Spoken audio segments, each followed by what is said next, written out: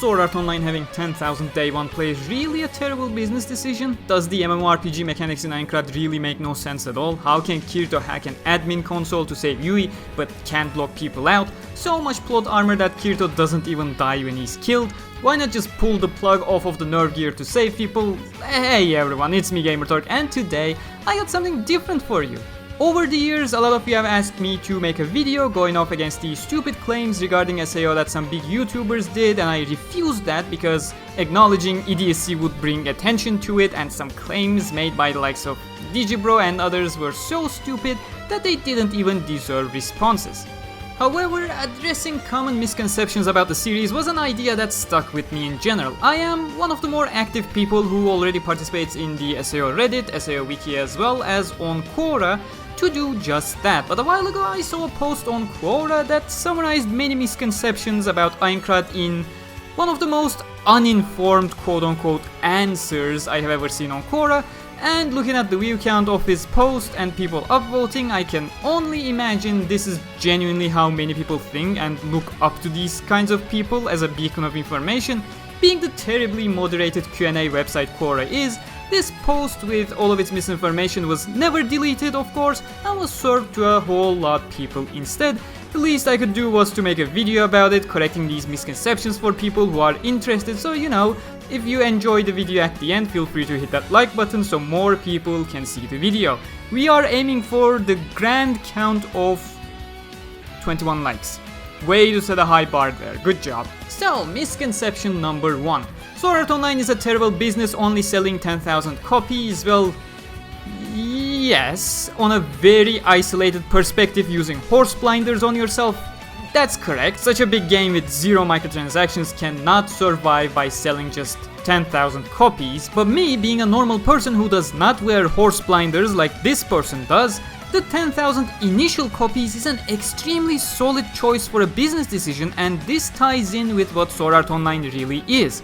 It's a game, yes, but it's an online game that pretty much lets the servers handle almost everything, much more than any other game we have today. Remember the Diablo 3 launch, Destiny, The Division, Anthem? These are server-based games that still do most things in their client on your device. They log you in, offer matchmaking, server is still required for things like loot drops, character progression, etc. And certain online aspects are even handled by dedicated servers or simply P2P connection. Despite the fact that the game server handles basic level communication in most cases, all of these online multiplayer games had significant issues during their launch periods, much like every other online game, due to the sheer amount of players trying to log in and collapsing the server. Again, just trying to log in and thus collapsing the server. When compared to SAO, these actions became so minuscule compared to the features SAO offers that a limited amount of initial batch of players makes incredible sense here. SAO doesn't just log you in, doesn't just offer P2P aspects, doesn't just handle matchmaking. Aincrad is completely handled server side for most things, including the rendering of the entire floating castle. For example, this rendering is handled dynamically, so only the points where players are directly looking at is rendered at high quality, while peripheral vision and faraway locations have low quality, whereas non-inhabited places are not even rendered. Kirito at a certain point even mentions that he has suffered slowdowns before in congested public places due to the amount of high detail that was being rendered at that specific place. Now, can you imagine if there was no limit on the initial number of players and the servers immediately faced 500,000 players on launch day? Yeah, Anthem would probably be laughing at the outcome. Even if we disregard Kayaba's plan of trapping the 10,000 players, a select few players to start the servers rolling is still a solid decision to avoid server downtime and building up the infrastructure towards major stress tests in the future. The connection between the user and the SAO server is also a huge topic when it comes to Incarnation, but we'll get there, and I strongly recommend you check my Incarnation video for more info on that.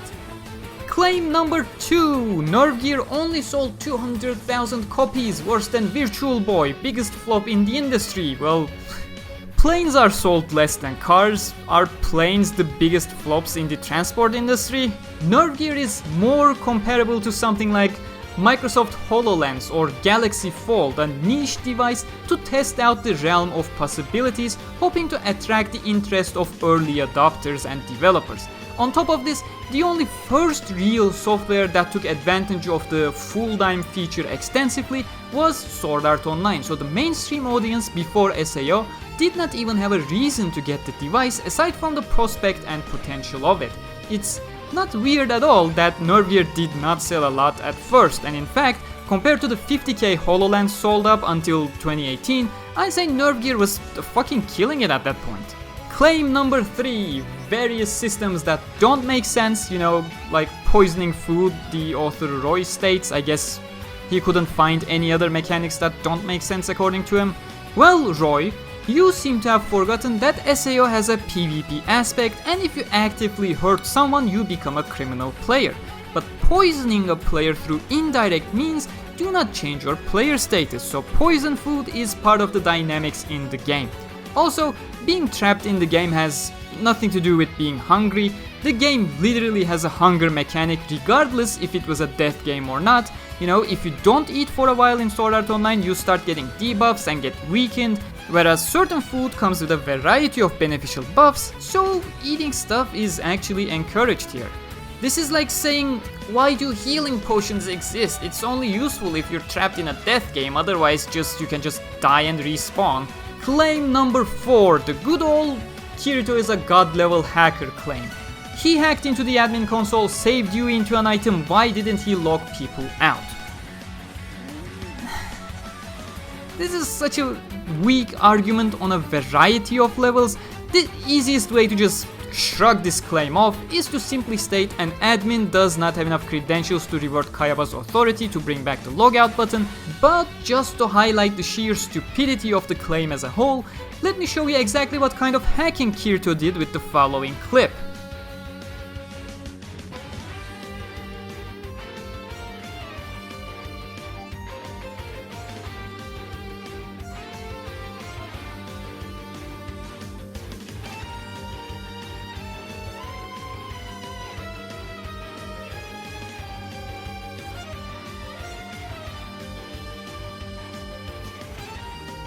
It was literally no different than the 7-year-old who found an iPhone at the Apple store, had a logged in Facebook account and posted, "I'm such a hacker, lol." Well, the anime made it look very dramatic with the way they portrayed it, and maybe the console would not have a graphical interface like the Windows 10 I used in my clip. It's still very easy to copy over strings. Heck, with a code interface, the most basic concepts one must know is things like, search, find, rename, copy, and the like. Kirito just sat down in front of an admin console logged into by Yui, searched for the string MHCP-1 or something similar to find Yui.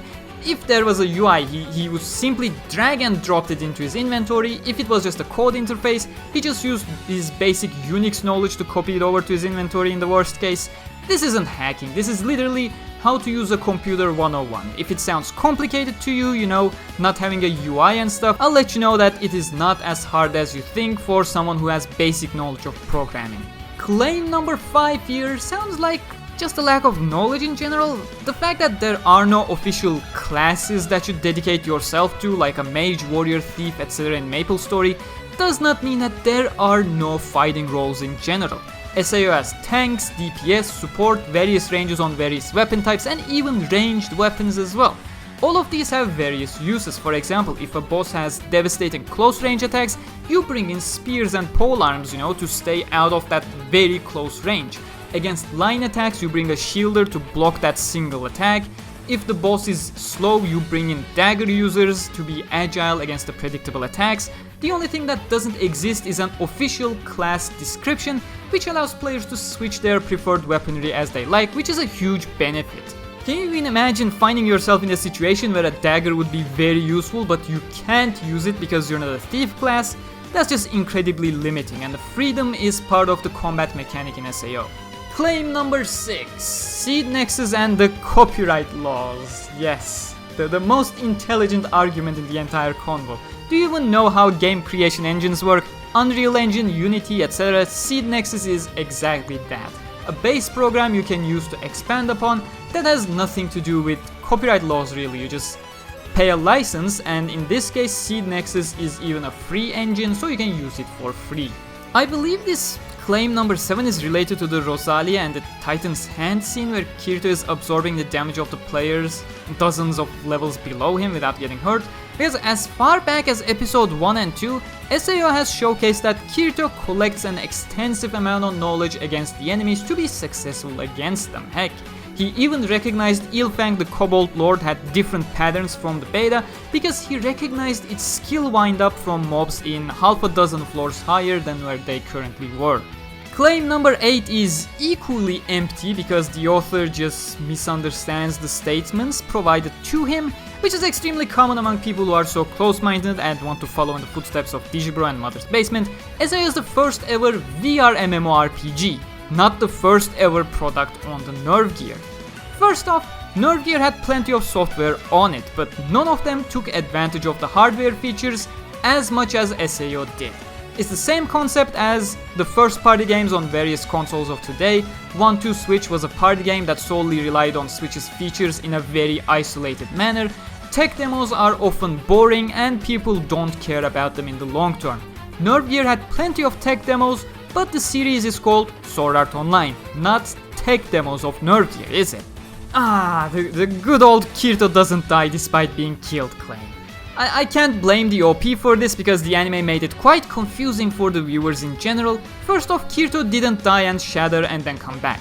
There he just imagined dying, very similar, actually mirroring how he imagined it back in episode 1. And then when his HP actually reached 0, he used a basic form of incarnation to remain there for like 5 extra seconds and stab Kayaba back. Incarnation is a very logically established concept in the SAO universe. What happens here is essentially providing so much input to the NerveGear that it just stalls for a bit. Don't tell me it's a retarded concept, because once you click on that Internet Explorer icon, your PC suffers literally the same thing, taking around 20 seconds to launch a goddamn internet browser. It's how digital devices suffer, provide too much to process, it lags. Just keep in mind that this basic incarnation is somewhat different from the Alicization incarnation. Again, I recommend checking my incarnation video for a fully detailed explanation on the concept. Claim number 10. The game encourages you to be efficient by going solo. The only thing that would discourage you would be the fear of death in the situation. This is just plainly wrong. The death game only makes the threat more serious, but circumstances of being a solo player does not change at all. Being solo is a high risk, high reward strategy. You can monopolize grounds, but you can also more easily die and thus lose progress because you're alone, whereas a well-oiled party can progress much more efficiently through the same grounds with less risk of dying and less risk of losing progress because they're actively supporting each other, you know? It's the same concept as every other MMO. You party up, you share the XP in the party, but overall you're more efficient because there are just more numbers. If anything, the death game aspect encourages risk-loving players more because by getting more XP on their own, they can ensure their long-term survival by leveling up faster, provided they don't die in the process, of course. I don't think MMOs changed that much in the past 5 years that they are actively trying to boost partying up all that much. I know various games provide, bonus XP for partying up, but that's just stupid from a design perspective. With more people, you're already more efficient in terms of numbers. It makes more sense to divide the XP for progression balance, That's how most old school games did it, that's how SAO does it. There's nothing abnormal here at all. As for the claim that there is no endgame, how do you know? Did you see what happens after floor 100? No, you didn't. None of us did. For the duration of the game, highest floor is the end game itself. It's not unreasonable at all that after 100 floors there would be some actual repetitive, traditional end game grind.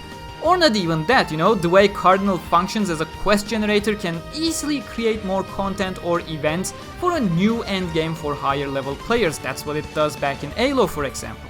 If you are to claim floor bosses are no end game, yes they are. They are literally raids for 40 people. That is the definition of endgame, creating a huge party to chase the hardest content in the game for the best rewards there are. The fact that the endgame moves the goalpost further with every floor is no different than Destiny increasing the level cap and implementing a new raid with every expansion. The goalpost keeps moving, the pace it's moving at is irrelevant. Claim number 11 is again one of those claims that exist due to lack of ability to pay proper attention. Even the anime mentioned this explicitly, so there is no excuse here. NerveGear has a battery. You pull the plug, you keep going until the battery is drained. Kayaba even allowed internet disconnects, so that the entire relocation to the hospitals can happen. Of course, if you were to disconnect in the middle of a field, tough luck because your in-game body would be massacred by mobs while you're disconnected and you would die once you reconnect. Oops. Draining the battery to ensure the person does not get its brain fried is also not an option because NerveGear was programmed to fry your brain if the battery reached critical, so no way out, and it's properly explained even in the anime. So, in claim number 12, OP claims it's stupid that only Silica has a familiar or only Shinon has a sniper. The latter is just outright wrong because there are plenty of snipers in GGO. Heck, in Phantom Bullet, more than half the final survivors were sniper users at the end of BOB. In the case of Silica and Dragon Tamers though, familiars are quite useless and are heavily based on RNG if you're trying to get one. You need to befriend a mob by getting close to it for a very low chance of actually achieving it. Approaching a mob without any weaponry is obviously deadly. Nobody in their right mind would grind for a very rare and useless feature that can easily result in their death in a death game, So yes, nobody would go for having a familiar. It's useless, it's not guaranteed, it's deadly. Those who grinded in SAO grinded to become more powerful, not getting a useless mascot. Claim 13, relatively reasonable actually, but yeah, the fact that Klein was living alone would indeed put him in danger, but that doesn't mean he's literally alone his entire life. One of his friends or family members would easily notify the authorities after not being able to reach him. There are probably people he talked about having pre-ordered SAO as well. I speak to my friends when I pre-order my games, and worst case scenario, he has an entire guild of people that they plan to play together. They have families too, and maybe even guild members that did not get to purchase SAO on launch, They would notify the authorities. The fact that you live alone does not mean you're guaranteed to die because nobody cares or knows about you. Number 14, again, relatively reasonable to a certain extent, depending on what he exactly means here. In-game, he's not an orange player because killing a criminal player does not make you criminal. It's basic PvP mechanics, common across many MMOs. I don't think I need to explain this in depth. In reality though, the entire SAO incident is taken care of by a specialized division of the Ministry of Internal Affairs. Kirito's cases are self-defense, and most of these can be confirmed via in-game logs.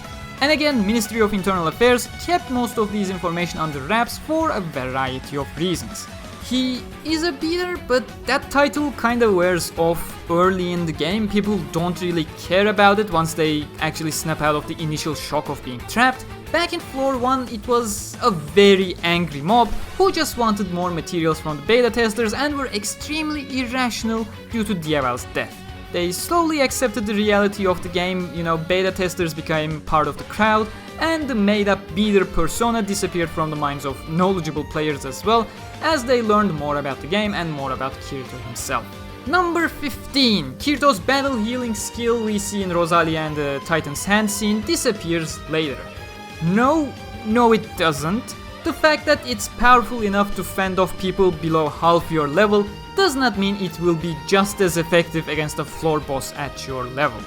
The anime makes it more effective than it is for the visual effects that may be confusing you, but it does not work that fast. The players there are barely scratching his HP bar, not taking, chunks out that gets regen instantly. And again, we don't really know the conditions of the passive regen as well. It would not surprise me at all that battle regen went into a certain cooldown period if too big of a damage is registered, or simply is affected by other debuffs as well, hence why you see Asuna frantically giving Kirito a potion after the Gleam Eyes battle. It's also quite dangerous in general to be at 1 HP in field maps, as monsters can easily get a jump on you, so you use a potion over relying on passive regen is the normal way to go with such situations. Number 16 is mainly the lack of knowledge of what a beta test has come to be in our day and age. Yes, it is used for bug fixing and economy balancing here and there if a glaring issue is recognized by the players, but beta tests of our age are not there to really test the game itself. it is to test the background servers. A limited time beta test ensures the selected people log in at or around the same time to test the basic server functionality and maybe certain stress tests. And yes, it can be used for bug and exploit fixing. In fact, SAO had plenty of bug fixing from the beta period, such as the player vendor carpet item functionality being changed and the like, but most core features like does the final boss function is for the internal Q&A department to test, you know? Heck, it's outright idiotic to expect a game to be beaten in a beta test. Destiny 1 even did the mistake of allowing more than a quarter of the game be in the beta test and got a huge flag for it when the main game released and players realized, hey, most of this game was in the beta already. What's being suggested, you know, the beta testers testing the final boss, it's mind-blowingly stupid here. But the final claim is very reasonable, but would not be a claim if the OP actually watched the anime, like, at all. This is elaborated on in Alicization with Rinko's perspective, but even in the anime, even before Alicization, during Kirito and Kikoga's talks in general, it's mentioned that Kayaba had hidden in a private unknown location during the incident to not get caught. The police simply could not find him until the end of the incident via Rinko's report, and again, why Rinko didn't report him earlier was something they elaborated on in Alicization. Also, he didn't really, quote-unquote, operate much in the real world. Rinko already explains what kind of a mess Kayaba was when she found him, and in the end he copied his consciousness to the internet anyway, so he wasn't really all that concerned about operating in real life to begin with. And even if he was found earlier, the world did not rely on him to operate at all. He was there to play and be a part of the world, not to rule over the world. Those are two very distinctly different concepts. But yeah, that's been a neat roundup in my opinion. Hope you enjoyed this or found the explanations to be useful. If you have your own concerns aside from these that I mentioned, do share them in the comments and I'll reply to them in a future cleaning up the misconceptions kind of video, maybe. Subscribe and hit the bell icon for more on SAO. I'm serious, click that bell. I know only 18% of you clicked it. Also, hey there 8%, you clicked the bell but disabled YouTube notifications on your device. So despite having me in your notification list, you're not receiving anything. Check your device notification settings to enable push notifications from YouTube, please. Anyways, thank you very much for watching, and a huge thanks to my patrons and YouTube members for directly supporting my channel. Check out the one merch I currently have down in the merch shelf, or click the merch link, maybe you'll like it, who knows. Until next time, stay cool.